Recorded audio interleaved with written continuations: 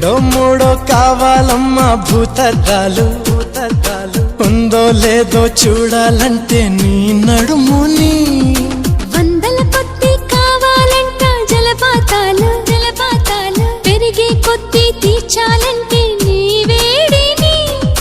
లెక్కకు మించి జరగాలమ్మా మొదటి రాత్రులు మక్కువ తీరగ చెయ్యాలంటే మధుర యాత్రలు విన్నాను నీ హృదయవాణి వెన్నెల్లలో నిన్ను చేరని మన్మధుడే బ్రహ్మను పూని సృష్టించాడేమో గాని 60 కేజీల దుడుకుతనాన్ని అలుపన్నది ఎరుగని రవితేజాన్ని పలికింది ఆకాశవాణి